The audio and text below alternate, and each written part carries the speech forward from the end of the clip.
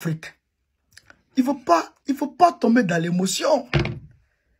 Je vous ai dit que quand une situation tombe en politique, il faut regarder le passé proche et le futur proche, et puis tu peux analyser facilement le présent. Quel est le passé proche par rapport au Togo et l'AES? Le passé proche, c'est que le Ghana est tombé dans les mains d'un panafricaniste qui s'appelle John Mahama. John Dramani Mahama, le président du Ghana actuel. Vous avez vu que Ibrahim Traoré est parti personnellement à son investiture. Le premier ministre malien, Abdoulaye Maïga, est parti là-bas avec une forte délégation. Le premier ministre Lamine Zen aussi du Niger est parti assister à cette investiture. Et après, le capitaine Ibrahim Traoré a eu un entretien tête à tête avec le président John Mahama, où ils ont dit qu'ils vont renforcer l'axe Accra-Ouagadougou. La coopération Ouaga-Accra sera renforcée. En même temps, le premier ministre Abdoulaye Maïga du Mali est allé faire une visite de 48 heures, 2 jours d'affilée. Une visite de 48 heures. Bientôt, le premier ministre du Niger va suivre. Vous comprenez? Qu'est-ce qu'ils sont allés faire en réalité? Quand on parle de l'axe Ouagadougou-Accra, c'est en partie pour le port d'abord. Il y a 2 ports au Ghana. Vous comprenez ça? Il y a 2 ports au Ghana. Donc, ça va permettre au Burkina Faso d'être totalement désenclavé et de fluidifier le trafic entre le Burkina Faso et le monde extérieur. Et par ricochet, entre l'AES et le monde extérieur. Donc, ça devient, on va dire, une voie soit de concurrence ou de substitution à la voie Lomé-Ouagadougou ou Lomé-AES. Vous comprenez? Vous comprenez? Donc, je vous avais dit que quand John Mahama a été élu, il n'avait même pas encore été investi. Faure Gnassingbé l'a appelé pour lui intimer l'ordre. On va dire pour essayer de le dissuader de travailler avec le Burkina Faso. Et de construire le chemin de fer Ouagadougou-Accra. Ça va arriver, hein? Le chemin de fer, là, Ibrahim Traoré va, vous allez voir, Ibrahim Traoré va faire construire ça. Lui et puis John Mahama, ils vont faire construire ça, vous allez voir. Il a dissuadé John Mahama de construire ce chemin de fer pour rendre toujours l'AES dépendant, exclusivement dépendant du port de Lomé. Et pour que l'AES ferme la bouche, même si elle sait qu'il y a des activités subversives qui sont préparées à partir du Bénin, à partir du Togo contre l'AES. On sait ça. Il y a des activités subversives qui sont préparées à partir du Togo contre l'AES. Où est-ce que Damiba prépare ses coups d'État? D'où est-ce que Damiba prépare ses coups d'État? Pourquoi Faure Gnassingbé n'accepte pas d'extrader Damiba? La société civile burkinabé a écrit à Faure Gnassingbé lui demandant d'extrader Damiba. Qu'est-ce que Faure a dit? Faure a dit que ça c'est une question d'État à État. 2 jours après, Ibrahim Traoré a radié Damiba de l'armée. Vous comprenez ça? Mais Damiba est toujours au Togo. Pourquoi Faure ne l'extrade pas?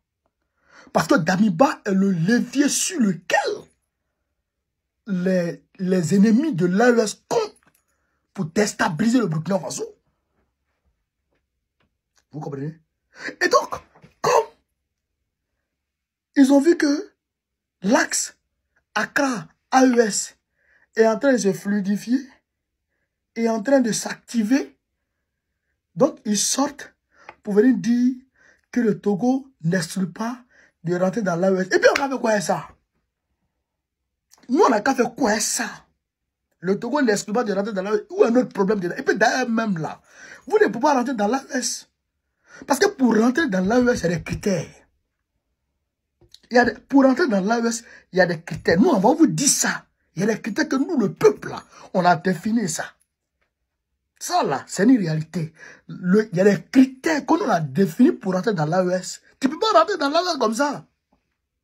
Pour rentrer dans l'AES, d'abord, il faut être en harmonie avec ton peuple. Il faut aimer ton peuple. Il faut travailler pour ton peuple, avec ton peuple, pour le bien-être de l'Afrique.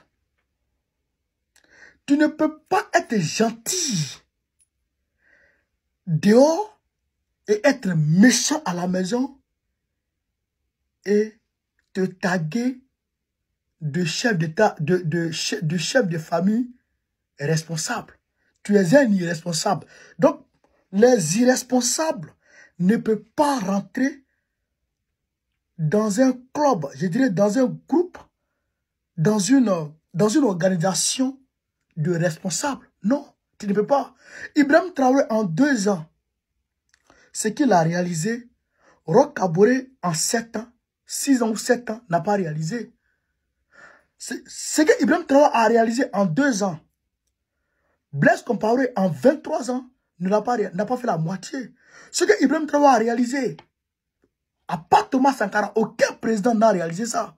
Pour le peuple, Ibrahim Traoré a acheté, il a mis à la disposition du peuple burkinabé des cliniques mobiles qui vont dans les hameaux pour aller soigner les populations.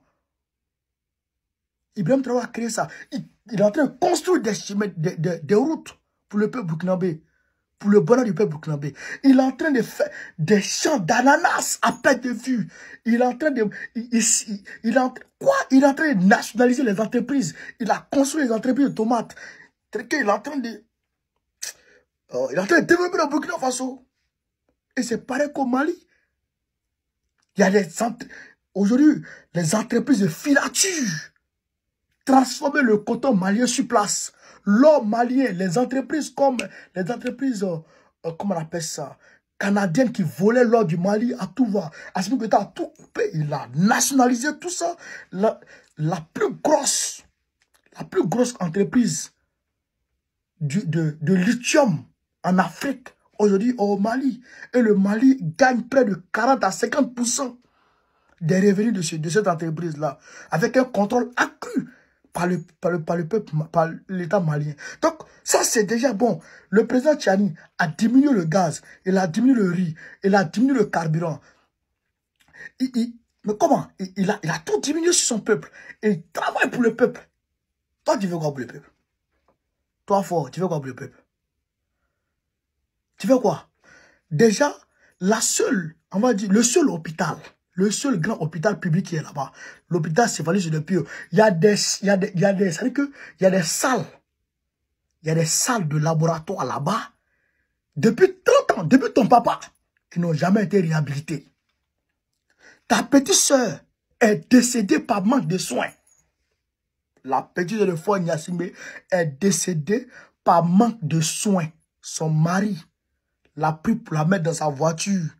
Il n'y avait pas d'ambulance au Togo. Il n'y a pas d'ambulance à Lomé.